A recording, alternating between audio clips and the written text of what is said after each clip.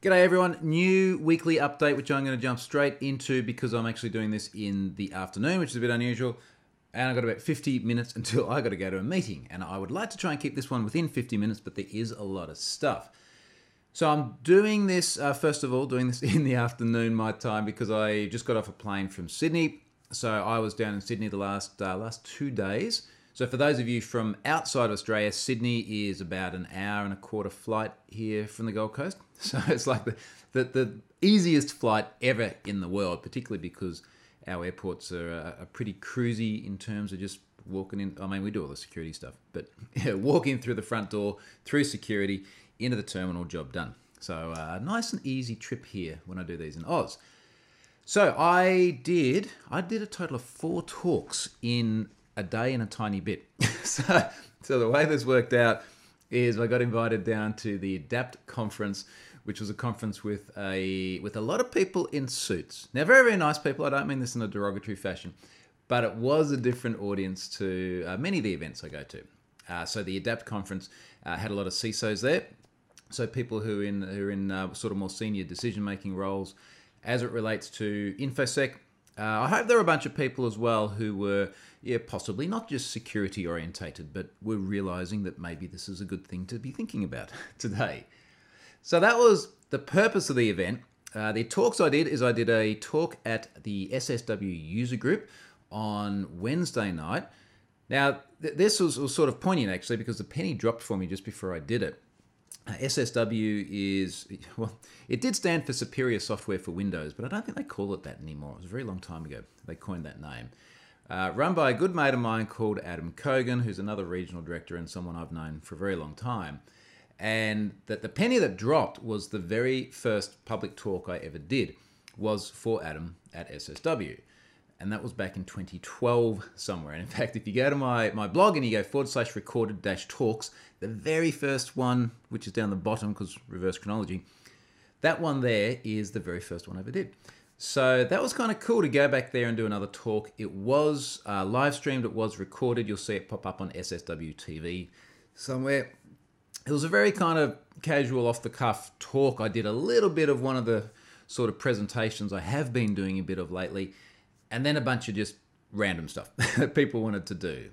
So, things like SRIs, some CSP demos, some HSTS stuff, various things. So did that. Then I did the ADAPT talk yesterday morning, which was Thursday morning.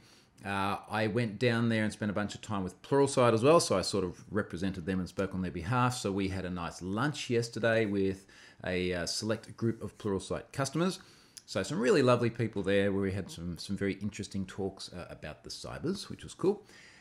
And then I did another talk after that from, about 3:30 to 5:30 in the afternoon at a pub in Sydney with, I think we probably had 40 people, 50 people, something like that came along. And I did a lot of the same stuff as SSW.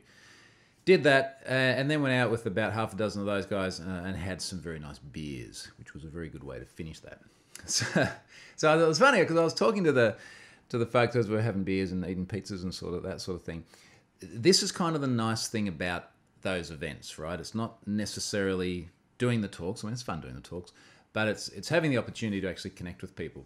Because the rest of the time, I'm like sitting here on my own. And don't get me wrong, it's very nice here. I like it.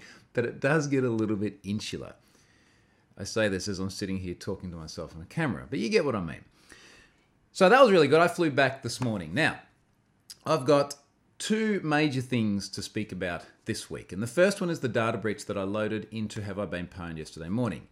And this is a data breach called Exactus. Now, let me give you the background on Exactus, and then we'll talk about just how I think many people feel about this company. So, last month, there was a big news story about Exactus. Now, I'm just going to look at my monitor here as well because I want to make sure I get all of my pieces of information right because I'm very careful, particularly when we're talking about data breaches. I do not want to screw stuff up. So, there is a Wired piece. There's a Wired magazine piece. And I'm going to put this in the notes for this particular podcast. And this Wired piece ran 26th of June last month. And there's a security researcher called Vinny Troyer Apologies if I have murdered your last name, Vinny. Troia. Now he's a bloke who found quite a lot of data exposed, a couple of terabytes worth of data from a company called Exactus.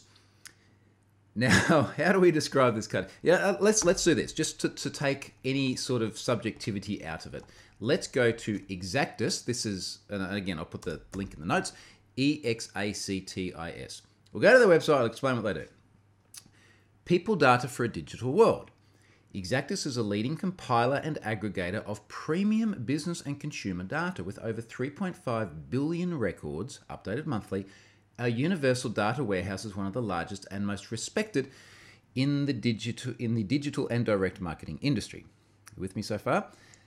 Now, what are their services? Because this is like right about now, you might be starting to say, "Oh, this sounds a bit odd."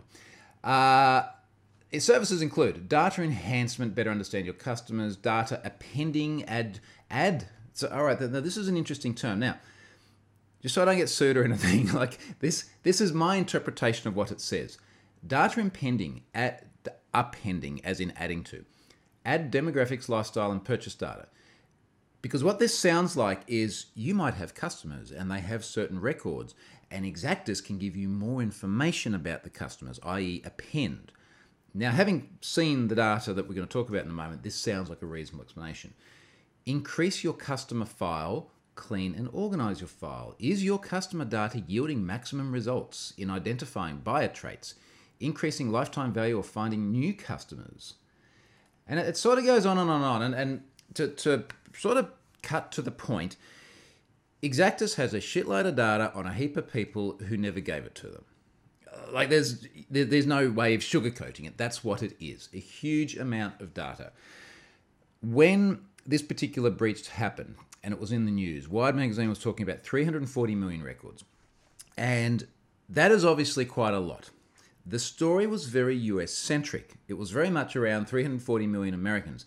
Now, if I'm going to check my figures now, because it's probably an American going, hang on a moment, there are not that many people there. I thought that was around about the entire population of the US. The entire population of the US is estimated at 328 million. So maybe some non-US people in there. We're going to get back to that because that does turn out to be the case. So, a lot of people in there.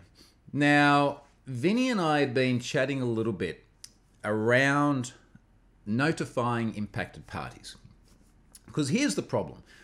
When you've got a data aggregator, and let's be clear, we have seen data aggregators breached before. There's been things like the Dun & Bradstreet Net Prospect stuff where they leaked a whole bunch of data. We've seen a lot of other marketing lists, for people listening on the podcast, I'm air quoting that, marketing lists used for things like spam purposes. There's a bunch of those on Have I Been Pwned too. So I've seen these things happen before. When this happens, the company involved, first of all, is, I was going to say usually American, but it's not always, because we had the South African Master Deeds thing where it's like everyone in the country, all their data was collected too. But this is something that happens a lot in the US, these sorts of services.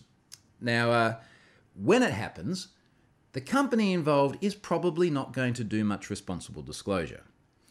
And inevitably, this is the case. So everyone that I've heard from since I loaded this data has said, look, we never got told about this. You know, I saw it in the news, never knew my data was in there.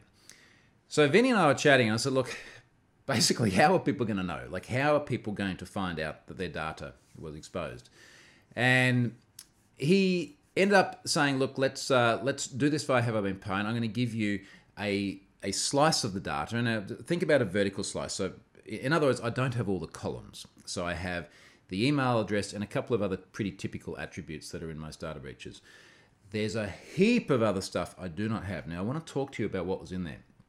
Vinny did send me one sample record because I needed to understand the entire scope so I could add the metadata attributes to Have I Been Pwned to the description. So actually, let's do it. Let's do it this way. In Have I Been Pwned, if I look at this Exactus data breach, it's the number one there in recently added breaches. The data attributes, I don't show that there, do I? Let's go to Who's Been Pwned and find Exactus. The data attributes, this is the most data attributes I think I've ever had in a breach. They include, and this is just Have I Been Pwned's metadata, credit card information. No, let me actually very carefully rephrase that, because as soon as credit cards are involved, people get very, very sensitive. Credit status information, dates of birth, education levels, email addresses, ethnicities, family structure, financial investments, genders, home ownership statuses, income levels, IP addresses, marital statuses, names, net worths, occupations, personal interests, phone numbers, physical addresses, religions, spoken languages. That's a shitload of data, all right? So that is a massive, massive set of information. Now, so this is like my generic categories that I use for Have I Been Pwned. Alarmingly, every single category I needed was also already in Have I Been Pwned, because there's been other data breaches. When you look at the paste bin with the data that Vinny sent me that one record for, I went through and redacted anything that's possibly personally identifiable. I just left the guy's first name, Richard. Richard has had a bad time of it. I'm going to link to this in the notes for this blog post. But other than those groups that I just sent you, I'm just trying to sort of strip this down. We've got things like longitude and latitude. That may well have been generated from the address information. It's stuff like estimated income code, home owner probability model, length of residence code, number of persons living in unit, 5 people living in Richard's unit apparently. Presence of children, yes, number of children, 4. And then we've got each of the children, child, 0, 2, and then we've got a lot of U's in here, so this may indicate unidentified, but then we've got some Y's in some columns. So we've got stuff like children age 6 to 10, children age 6 to 10 male, and it goes on and on and on. There's over 400 lines here. We've got genders here. We've got inferred household rank. Not sure what we're ranking here. Whether there's an American Express card. Presence of UPS scale retail card. These, incidentally, are not camel cased. So there was all just lowercase, which does make it a little bit hard to read. Computer owner, yes or no? Gee, do I even have to ask that anymore? Are they into photography, cats, dogs, pets? Are they a smoker? Do they like jewelry or luggage? And inevitably, these are profiling things that have come from various multiple sources. It's really worth a look at this paste bin, because honestly, when I started looking at this the other day, when I saw that sample record, I just went, oh my God, like this is, whoever thought this was a good idea? And then like, this is a bit where I want to get a bit cranky about it, because it just blows my mind that there are organizations that can operate legally. And I bet you the defense from this organization is going to be, well, we're operating legally. And if they can do that, well, then shame on the jurisdiction that allows them to do it. Incidentally, that jurisdiction, I believe, is Florida in the US. It blows my mind that they can collect all this data, obviously without any consent. So we're going to talk about GDPR, yeah, don't worry about that. Collect all this data without any consent. And in fact, look, GDPR aside, it's a dick thing to do, all right? Like if you're collecting data on anyone, I don't care where they are in the world, and they haven't allowed you to have that information, you're building up massive profiles, scraping all sorts of things from them, including allegedly, multiple people who replied after they got their Have I Been Pwned notifications and said, the only place I've used that email address is in LinkedIn, and it was in the LinkedIn data breach.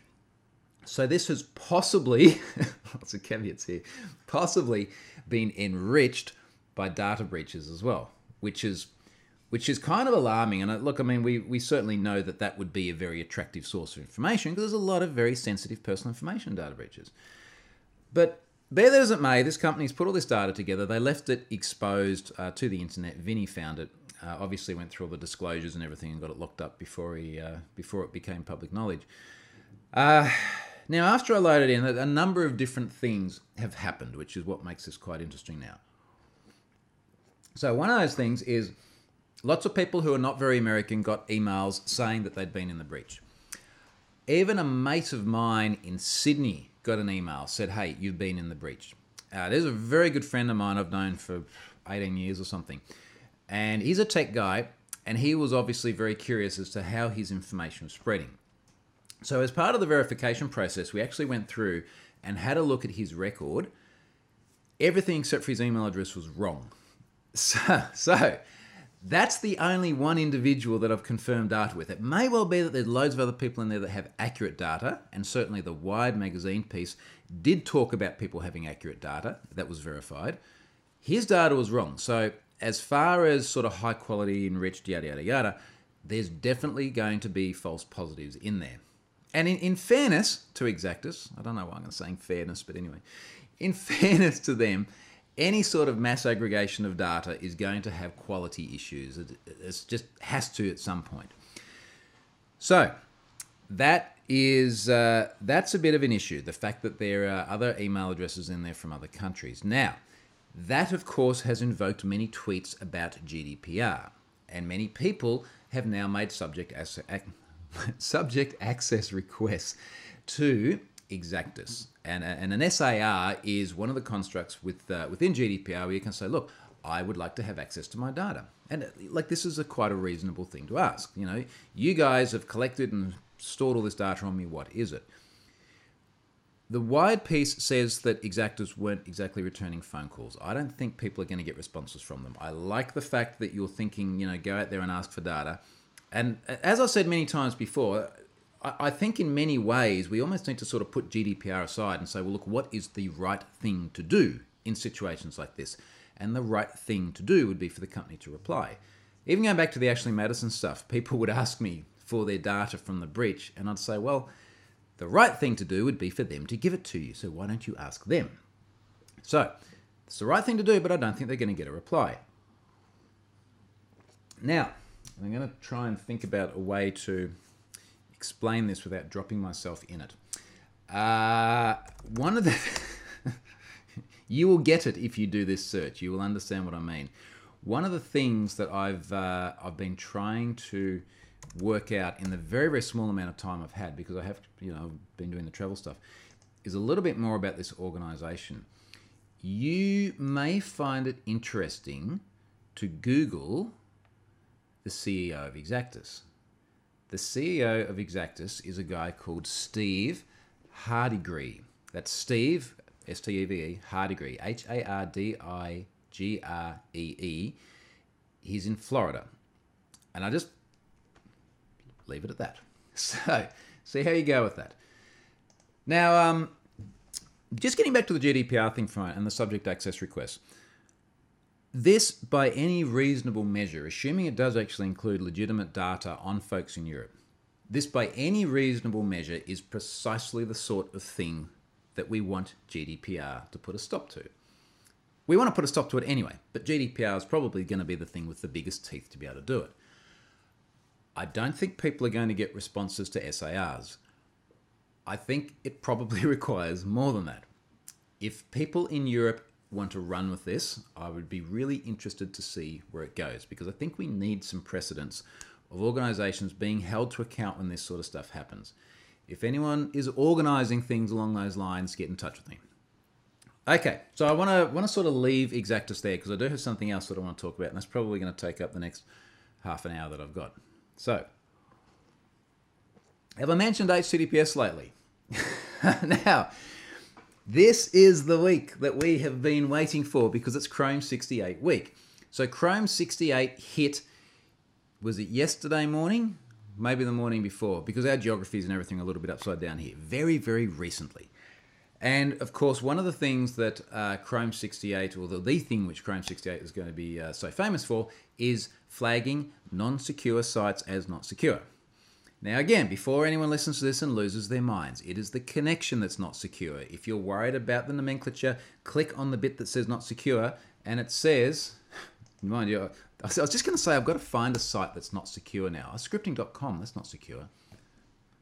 Another story. Click on not secure. It says, your connection to this site is not secure. You should not enter any sensitive information on this site, for example, passwords or credit cards, because it could be stolen by attackers. Learn more. Now, so we're now explicitly flagging not secure connections as not secure, which brings it to parity with secure connections. Now, let me explain what I mean by that, because this is important. We have, since forever until sometime this week, defaulted to not secure connections not saying anything. Secure connections, on the other hand, have said secure, because secure is special. And it's special insofar as it has not been normal. It has been an exceptional situation. Now, I think about this in three phases, right? So we had this phase which went from somewhere in the mid-90s through until, through until still today, which is that secure connections say secure. Now, we now have this period where both secure connections and not secure connections say what they are. Secure or not secure. Just totally explicitly explaining it. The final phase in this, I think, maybe, look, who knows what's going to be final, but the next major phase is going to be secure connections not saying anything because secure becomes normal. And Google have well and truly indicated that this is on the radar too. And it makes sense when you think about it. You know, like, why do you need to flag something which is normal, which should be default, which people should expect to see?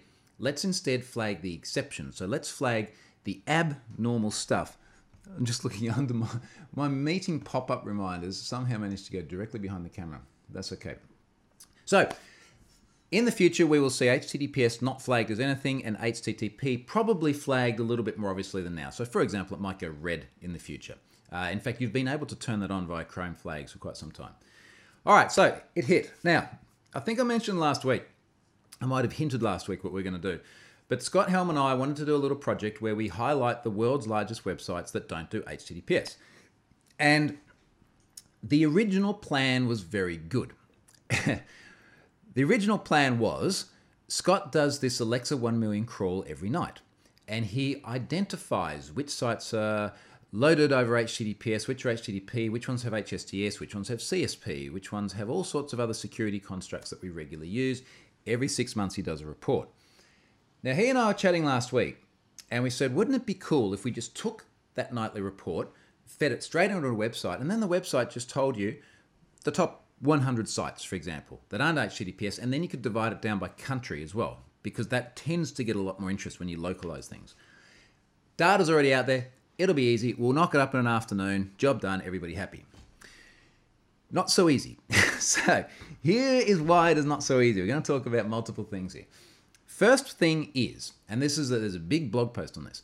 First thing is that depending on where you are in the world, what browser you have, possibly which way the wind is blowing as well, because these things are very, very erratic, you may or may not be able to make an HTTP request to a host name and get redirected to a secure connection. Let me give you multiple examples of that.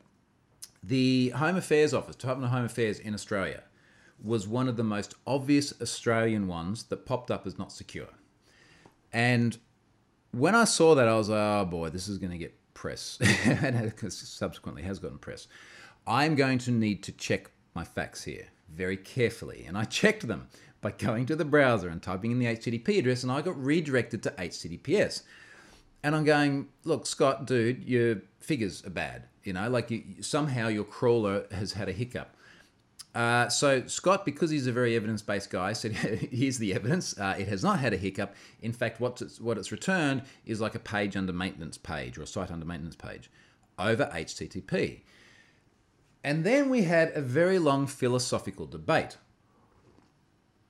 Now, I started out from the perspective, I actually started out from one perspective and then came around to his point of view. So I started with the perspective that, look, if the site is configured to redirect requests and there's just some exceptional circumstances where it doesn't, well, it probably shouldn't be on the list. Scott was a little bit more hard-nosed about it and sort of made the point that, well, if my crawler can make requests to it and it doesn't redirect, then other people could possibly make requests to it and it doesn't redirect. Now, also, his crawler sends all normal browser user agent headers and everything. So his crawler making a request is indistinguishable from a browser making a request. So that was his point. My big concern, I'm going to get some figures here. My big concern was that if we have what is perceived to be false positives, people will lose confidence in the list. We knew it was going to get a lot of press. I didn't want journos writing it up going, hey, these two galahs wrote this site and now all this stuff is incorrect. So I was very worried about that. So what I ended up doing is after I distilled everything down to the top 100 websites and then I took the top 100 for every country as well, what we ended up with is a total of 0.45% of domains which did actually respond with a 301 to 8, or a 301 or a 302 to HTTPS. So when I saw that, I went, okay, putting it in perspective, like there's less than 1 in 200 websites, which when I go to them now in a browser, don't do what the crawler says. But Scott's kind of right in that we can't have this situation where there are some circumstances where the site does actually reply over HTTP, and there are other circumstances where it doesn't, and then we sort of go, it gets it right some of the time, that's okay. Because what we really should be saying is just get it right consistently. Yeah, that's what we're after. Get it right consistently. So that's the call we decided to make. And the other thing here as well is that if we had have started making exceptions where we say, look, there's this automated process, but us humans will come in and then override it, that just starts to set a precedent that's going to be hard to maintain, because ultimately we will automate the scans updating the sites as well. And we can't have this situation where we're continually called in to sort of fix what people perceive as false positives. Be that as it may, a lot of people in the comments and on the Twitters and so on as well have contacted us and said, I just tested this, it redirects to HTTPS. Now, there are multiple different circumstances which then led to this. So many of them I went and just curled it from the command line, came back with a 200. So look, dude, maybe it does redirect for you, doesn't redirect for me, it stays on the list, read the blog post as explained there. So there's that. There's also a situation where some sites have fixed it. So some sites have already said, you were right, we've fixed it. I would like to get them off this list as fast as possible because we should be celebrating the success that they've had. This is really good news. Well done. This is where we want to be. There are a few others which are just oddly erratic. And in fact, when I was on the plane here, I took Scott's latest data set, loaded into a SQL Server database, did a bunch of comparison to old stuff and new stuff, and then checked some results when I got home and I had connections again. And I think there are a couple of things with his crawler we've got to look into. Sorry, Scott, you don't know this yet. But they're things like, and in fact, I'm saying this publicly because all his crawler data is public. So you can go to crawler.ninja. I don't know why he picked a .ninja domain, but anyway. You can go to crawler.ninja and download all the data that we use for this. So you can see his raw data. But there's stuff like one of the Chinese sites. I put it in my notes because this is what I'm going to talk to him about when he gets up. Sina.com.cn, so sina.com.cn is the largest site to drop off in the latest crawl, but I still don't have that as redirecting to HTTPS. So if I go to sina.com now in my browser, that is definitely not secure. No arguments there. One of the biggest US ones was myshopify.com. Now, this is where I think his crawler is having a bit of a hiccup. If I go to myshopify.com, I actually get a 404. It's interesting, actually. It does return a web page that's branded with full HTML markup. Sorry, this shop is currently offline, but the response code it returns is a 404. This is over HTTP. This should still be on the list. And I have a feeling that his crawler is saying if it doesn't see 200, then it... Let me rephrase it. I think he's saying if his crawler returns 200 to an HTTP request, then it goes on the list. But if it's returning 404 over HTTP and all the content's there, well, it should still be on the list. So I've got to talk to him about that because what I really want to do is, as I was saying before, sort of celebrate the stuff that's improving. So I would love to be able to say, hey, we've just updated all the stats. These websites have now just dropped off. I don't want to say that for my Shopify and then someone goes, no, it hasn't, because that is definitely, unequivocally a false positive. So we have to sort that out. So I'm going to talk to him about that. Now, that's the first bit. Now, countries. So here's the other really hard thing. I, in my naivety, thought that it probably isn't going to be too hard to figure out which country different websites are from. So, for example, Alexa has that information. You can grab that from Alexa. But part of the problem with that is you've got stuff like Cambridge Press, which is like the press arm of Cambridge University, flagging as Chinese. And I believe what's happening here is that Alexa is saying, let's look at where the majority of the traffic is coming from, and that will indicate the origin. That has a whole bunch of screwy problems with it. And those screwy problems obviously include things like the Cambridge situation where there's lots of traffic. It also includes things where there's like some really weird torrent sites that are predominantly turning up in places like the Netherlands. And I'm not quite sure how Alexa's doing that categorization. I don't think it's just Dutch people like doing a lot of torrenting. I think there are other things at play here. I have tried doing things like looking at TLDs, but you just can't trust TLDs. So for example, the .tv TLD, which is this like little Polynesian island, which is a nation state with 10,000 people or something in it. That has a lot of domains using .tv because, hey, doesn't .tv sound cool? You know, like if we're going to put something that's going to be videos, let's call it .tv. So we really can't trust the country definitions as well. And I don't think that there will ever be one reliable canonical list. Because even, like, think about Have I Been Pwned? What country should Have I Been Pwned be against?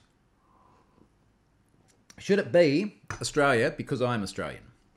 Or because it's run by, I've got an illegal Australian entity that runs it? You know, should it be that? Well, not really, because Australia is like, I think, the 4th or 5th largest user of the service. Should it be US because it's hosted in the US? Should it be US because most of the traffic comes from the US? So you see what I mean? It's not an exact science, and frankly, to some extent, it kind of doesn't matter, because regardless of where it is, it should be HTTPS. Have I Been Pwned obviously is, other sites not so much. So the country thing is very unreliable. Countries are the one exception where I have been manually editing records, because what I'm finding is that there's a bit of like nationalistic sentiment that comes through. So I will see people in Italy, for example, say, hey, there's Vodafone and there was another one as well. We would really like you guys to go HTTPS, you know? And this nationalistic sentiment pops up, and they sort of pick this up and own it in Italy and say, let's fix this. Incidentally, that one is now actually HTTPS. It may have even been before, and it could have been the crawler just saying funny things. But I have actually confirmed that it has dropped off Scott's latest crawl legitimately. So I'll look forward to celebrating their removal from the list.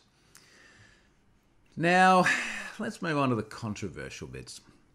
As with anything that anybody does online, people will hate it, no matter what it is. It could be fluffy kittens. There will be people who will be upset. Let's talk about levels of upsetness. And one of the first ones that came up, and I did expect this would happen when I saw the data, is Taiwan. Now, Taiwan is an interesting situation. And I've had a couple of trips to Taiwan, so I've had a bit of a chance to sort of see how people feel about this.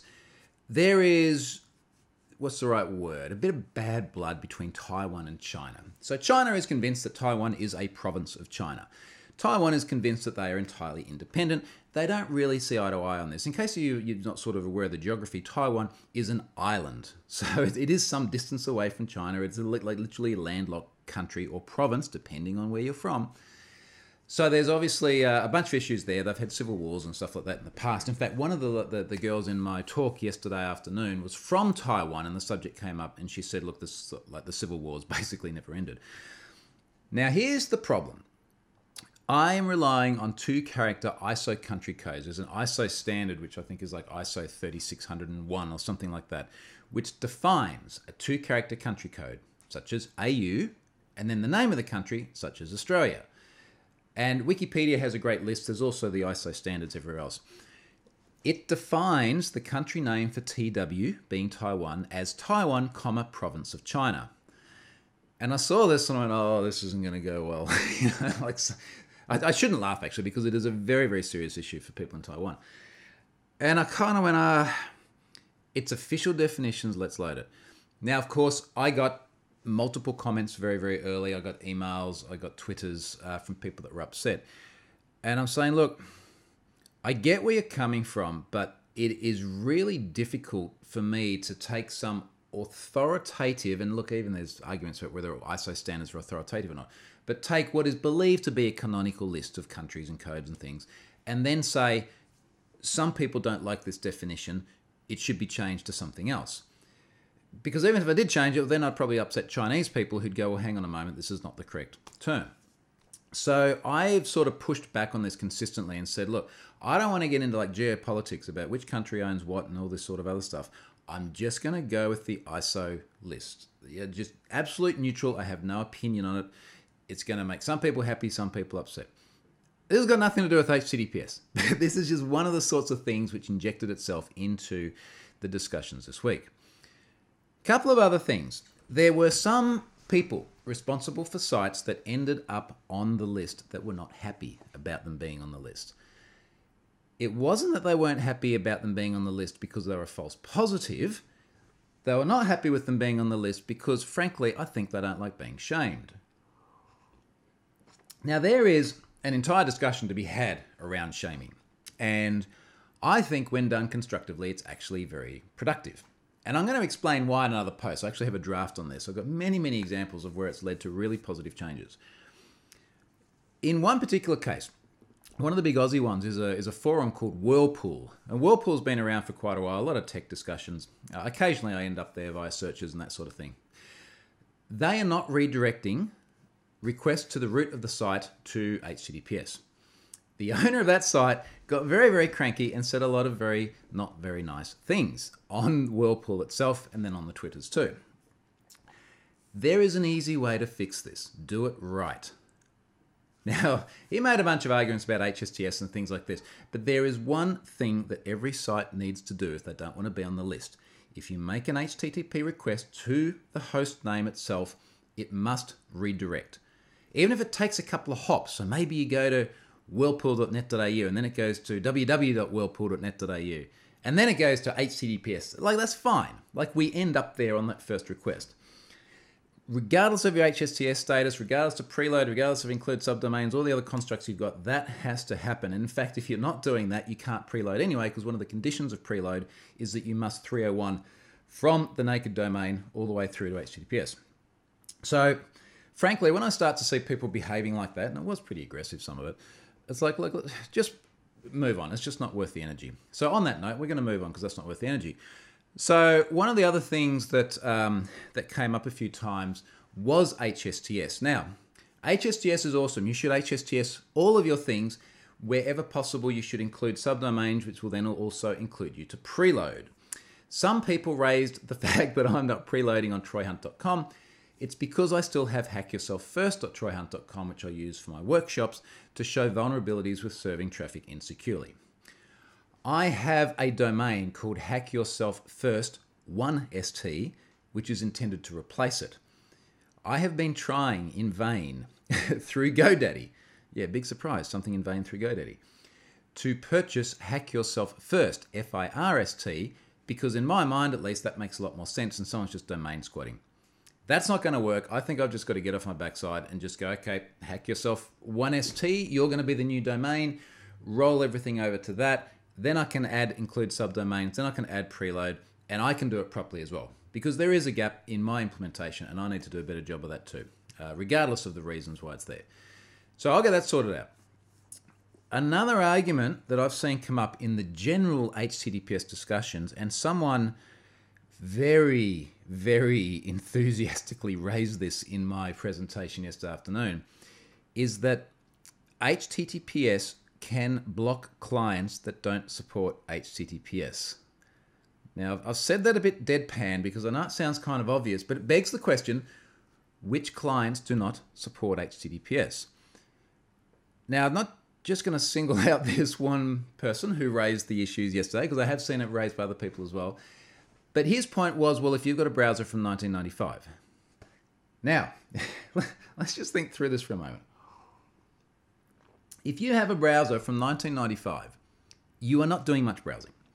You are not going to be browsing any of the world's biggest websites, because many of the world's biggest ones, and let's just be clear, the top 10 biggest, actually Baidu may be the exception, but certainly Facebook, Twitter, eBay, Amazon, all of these major things are all HTTPS. You're not doing any banking. That's HTTPS. You're probably not doing any shopping. That's HTTPS. You're probably not doing any online email. That's all HTTPS. If you have a client that can't talk HTTPS, you're not doing anything. You're not going to miss anything. Trust me. So that's just like one of these odd, bizarre arguments, but you know, some people do come up with that. So moving on. Path forward for whynohttps.com.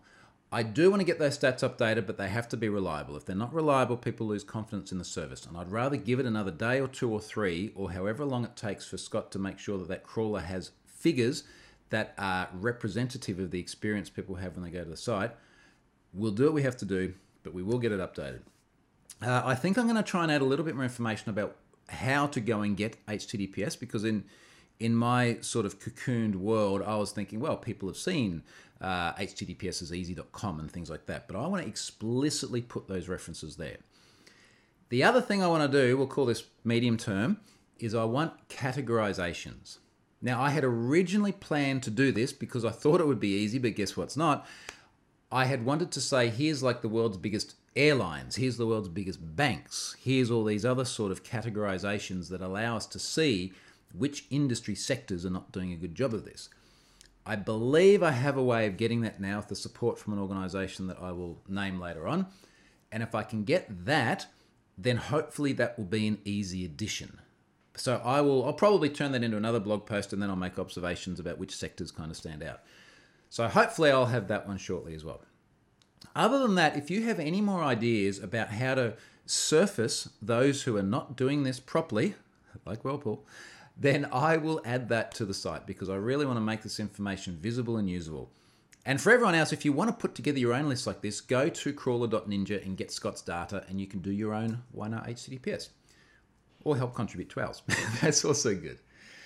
All right, so starting to wrap up. Sponsor this week is Matchlight from Terbium. So they are still lining up meetings with people that want to go and see them at the Vegas events. So Black Hat, I think they're just doing the Black Hat ones. Let's actually check. They're doing Black Hat meetings. It is in the banner of my website. Yes, they're doing Black Hat meetings. So if you want to go see Terbium Black Hat, go to my blog and click the banner at the top. I'll put that in the notes as well. I am not going to the Vegas events. I've had just way too much travel. And also in 9 days from now, I'll be off for 3 weeks. So I'm actually going to be driving down to Sydney, where I've just come from, doing a week of events there, spending some time in Canberra as well, some government folks, going snowboarding for a week. Yes, foreigners, Australia does have snow. Then coming back and spending more time in Sydney again. So I'm actually going to be doing a bunch of domestic travel. I would love to go to the Vegas events. I still haven't been to Black Hat or DEF CON. So maybe next year I shall try and do those, and I'll just plan my travel a little bit better. Thank you very much for watching this. I hope it's been useful and interesting and all those things. Please do keep feedback coming, particularly about how we can do the Why No HTTPS stuff better. And I'll come to you next week from here. See you guys.